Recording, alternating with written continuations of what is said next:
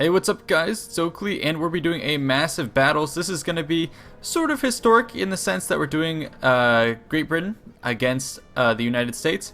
And the US has something, or both teams have something sneaky up their sleeve, and that's going to be mortar fire.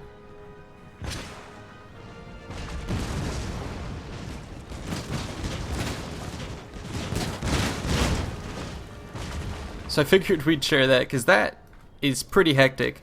So I guess if you want to make up a story for this, it seems like the Americans have gotten their hands on some of the experimental British mortar units that are firing, and so they actually outnumber us in that technological department. So they're going to be getting a lot of shots on us, and that's going to push us to make an advance here. Otherwise, we could sit pretty. We have a lot of artillery, a lot of howitzers.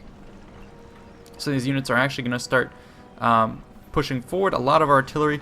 The baggage train is now moving forward, rolling forward. And we have a lot of cavalry moving into the front to try and screen this approach force. Some Americans are moving forward. Just some light dragoons. And here comes the artillery fire coming in once more. Howitzer shells coming in, just exploding everything. The rounds are going to fall short, so the artillerymen are going to have to correct for that. But yeah, the engagement is already taking place. I decided to go with perhaps a little bit more traditional approach to the British Army. And that's going to be the idea, to bring a lot of line troops. So I have a huge number of these, all line infantry basically, so just basic line infantry there for a front rank. Then I have another group of light infantry on the left, two more pushing forward with my company of select marksmen, and then I have some more elite units, 33rd Foot, King's Royal Regiment. In the back I have the most elite, the most prestigious Black Watch, 2 regiments, and then my general actually in the Coldstream Guard unit. So my elite force is going to be the wing of this approach, and I'm actually starting to lose men. A huge chunk already being taken out of my forces as we come up against the American force, which seems to have been pretty heavily reinforced with artillery.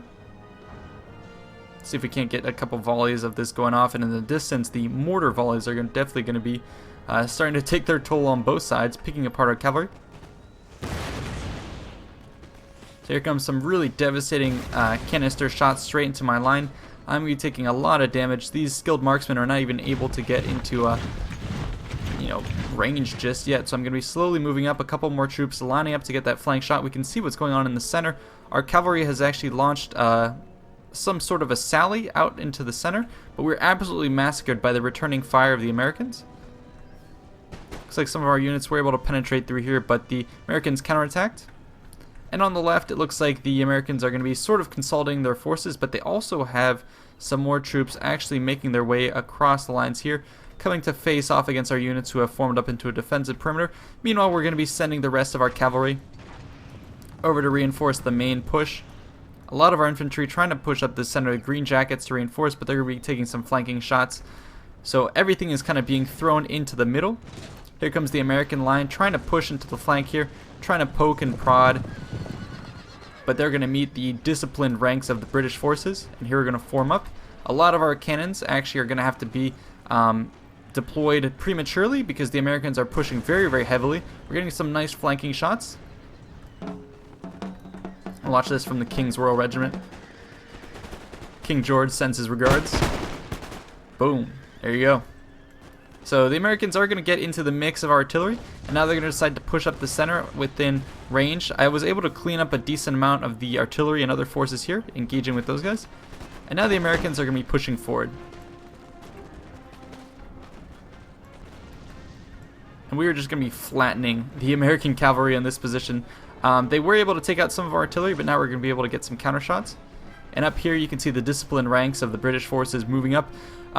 You may question, did units actually move up quietly in ranks like this? Was it all, at a marching pace?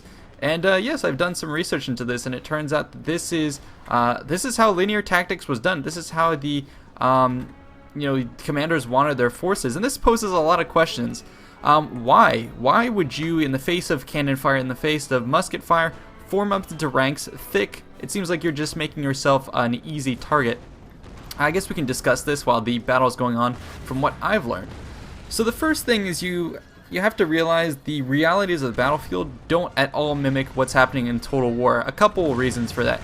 The first is, well, we're going to be on a big open, grassy, flatland. Terrain never would have been this entirely flat. Battles would have always taken place when the commander felt that the terrain was to their advantage or when they could force their opponent's hand. So the terrain never would have been this flat.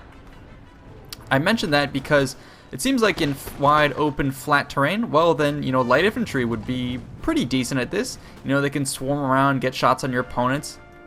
And that brings me to the next point about the behavior of units. Light infantry in this game are super powerful. That's why you see people limit the light infantry. The reason they're powerful is because they're highly accurate, and also you can move them around, group them together. You have a lot of command over them. Now when it comes to reality, that would have never been the case. The units would not have had high accuracy during this period of time, and you would have had a much harder time coordinating your forces. And so the line infantry is where you have the advantages. To make up for the fact that you don't have good accuracy, well, that's why you have all your troops line up in mass volleys, and then you get your shots off. You make up for accuracy by having volume. And so that's one of the things. Another thing is command and control of your units. Just imagine a light infantry force. Let's pick, where's my light infantry force? Well, it seems like it was destroyed. But yeah, if you imagine a unit and you say, okay, I have maybe this number of 120 men, and I can either form them up in a massive block, or I can form them up in light infantry formation. If they're in light infantry formation, space them out maybe 5-10 feet apart, 2-3 meters, whatever you want your system to be. Shit. But yeah, you would spread them out, and all of a sudden this formation stretches all the way to here. Now imagine you're the infantryman over on this position. How on earth are you going to hear your commander over there, the drummer boy? How are you going to hear his commands? And so you find that all of a sudden once you put your guys on loose formation, it's much harder to coordinate an assault. Now the typical sort of standard practice was for your troops to march up into battle. At that range, only artillery would be able to hit you, but even that is much less accurate than it's portrayed here. So you march up into battle, stay in close formation in ranks like this. It's very easy to listen to your officer, to stick next to your comrades. You move up into formation. Once you're in line of sight, or line of fire with your opponent, then you're going to go up and you're going to follow your drill. As opposed to being loose formation, you're going to follow the guy next to you, follow your commands, load as you're told. It's very easy to follow these orders. And then at the command, all you have to do is pull your trigger with the other men, and then you set off huge volleys. So typical line infantry probably would have fired 2-3 rounds a minute, or even higher if they're more disciplined. And then what they would have done is probably after 2-3 volleys, soften up the opponent, and then you'd close in on your opponent and probably try and get fixed muskets. And that's another thing you have to mention, is when your infantry are in big groups like this, if your opponent, for example you're facing up against light infantry, what you could have done as this big mass group is form up, fix bayonets, and charge. If you charge into a group of light infantry like these long riflemen, you would absolutely thrash these guys. Imagine yourself in this formation, thin line, no one's at your back, and the entire force right there is charging you. There's no way you're going to stand on your own. The fear effects are huge, especially with mass volleys like this. That is going to shake your just the morale of your units. So by having mass ranks like this, imagine you're in the front rank, you can't turn and run. There's a guy to your left, guy to your right, guy behind you. So it really helps with morale to be in these lines. And then obviously the shock and awe of just these mass fire, especially as the British forces first rank kneels, second rank fires, you can get a lot of shots going on. The drill and discipline of these forces would have been astounding. Back to the battle, I guess. Now we can follow a bit what's going on. Over here, the American detachment that tried to charge forward has been surrounded and isolated, shot to pieces. Here's the light infantry, who I believe are overpowered in this game. You can see how it looks like, I mean, they can shoot over each other. You would have actually ended up shooting your own men in this formation. It's pretty highly unrealistic. So I'm glad we could address those misconceptions. But yeah, we destroyed the Americans here. And now we'll be closing in on the rest of their formation. We're just absolutely shelling this force. They do have a lot of artillery lined up, and they're going to be shredding anything we send against them directly. But that's where the number of men comes at your disposal, and that's why I invested heavily in line infantry. And that's what this is when you come to the realization that maybe it's all about just manpower, and that's why people were using rifles at this time instead of using bows and arrows. A lot of people might ask, why transition from bows and arrows to muskets? And one of the main reasons is actually just numbers. When you get to the point of European history when armies get larger and larger, well, hand them a musket. You can get your army larger than your opponent. Musket fire, it's much easier to do. I mean, let's watch this combat animation. You can see they're loading their rifle. Well, they didn't do the whole thing, but you load your rifle, you put in the powder, you ram in the ball with the padding, then you go ahead, you aim in the general direction. You're not going to actually hit the opponent. The aim isn't quite there. You aim in the right direction, you fire when you're told, and boom, there you go. You could train up a force, maybe not with the amount of discipline that you need, but you can get them to form up and fire a gun in a week's time very easily, and then it's all about discipline and march after that. Whereas if it's archery, that takes a long time. You get exhausted with arrows, but here you go, massive line fire. It's much easier, and so all of a sudden you have the ability to have easy training, easy equipment, standardized rifles down the road. Yeah, much different than when you have bows, and you can have these large armies, and that's kind of what Napoleon was famous for, the levée en masse. The use of huge numbers of troops, where you would basically grab the baker, grab the potter, grab everyone, give them a rifle, and all of a sudden you have tons of infantry who can take on the opponents just through sheer number. And at this point, like I said, when the accuracy isn't that great and it's all about the volume of fire you can put down range, that's when you start to see more of a trend towards just bringing more and more units. And that's kind of what brought about the rise of the rifle and the quick extinguishing of the bow and arrow. Another thing you can do that I mentioned before is you have this musket here. Cavalry was always a big problem at this time.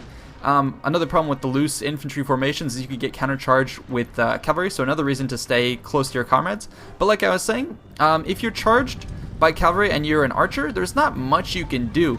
But if you're charged as a musketman, well, the musket itself is almost a defensive piece of equipment. You can fix bayonets. It's a big, long, pointy spear, essentially, and it's good for anti-cavalry measures. So, that's sort of starting to inform the tactics you see. Anyway, we've mopped up that side of the resistance, and now we're reforming up on the main remainder of the American line. I do have to credit them. They're doing a good fall and retreat tactic here. They're doing a lot of fire on my guys. These long rifles, I think historically would have been probably hunters with much more training in terms of accuracy, better custom weapons and all that stuff, whereas the British are, line firing and all that stuff. These guys would have had perhaps better accuracy, and so you can see the amount of damage they've done on my men, whittling them down. And so what I decided to do was pull back, and now I'm going to bring in the line infantry, and particularly the Black Watch, Coldstream Guards. All my elite reserve units are now going to be put into the mess. And now you can see the final last stand of the Americans holding out here.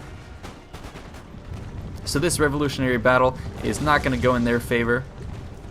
We're going to form up on the flanks and just absolutely completely surround them. Any shots that miss are going to go through the Americans. It looks like they're going to try and break through this bottleneck, get some shots into our guys. Actually, let's see if we can't watch the elite units. So here they come. Back here. Yep, so I just want to watch the Black Watch get some shots off. They countercharged me on the left just to tie me down. Me pushing forward my formations on all sides. It looks like the British Cav is now going to move in closer into formation. Look at these long lines of troops. Oh my god, shooting over their men. Yeah, absolutely going to destroy the Americans at this point. And now let's watch the elite infantry.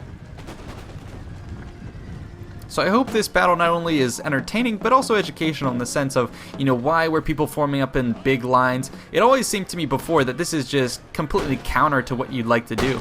But when you think about it, and when you think about the psychology of the battlefield, the logistics of the battlefield, it starts to make much more sense as to why you'd have groupings of infantry.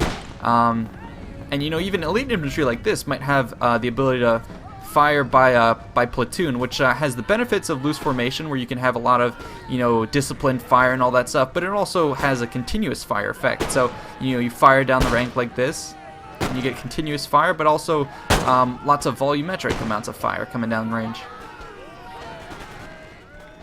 And then obviously the last step of the battle is once you've broken the opponent, well then that's when you unleash the cavalry. So I believe that's what we're going to be doing here soon. Yep, there you go.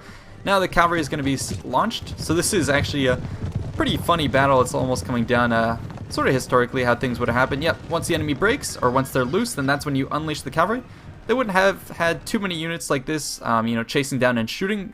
This is just a huge cluster of infantry that you come and you run down with your cavalry. So anyways, thank you so much for participating in the battle to all those here. Really fun battle. Hope you guys enjoyed a little bit of the history that I could bring to you. And yeah, let me know if you'd like to see more Empire. I will warn you though, my Empire game does tend to crash. Like I tried to play a bunch of games today, more than half of them crashed. So I'm having issues with Empire. So yeah, I'm gonna try and maybe do more Empire games, but probably you'll see more Napoleon if you want me to do more stuff with ranged units and all that stuff. And maybe we'll play some Shogun as well. Anyways, leave your comments below if you have any questions about line fire. I'd hopefully be able to address that. Anyways, see y'all next time. Peace out.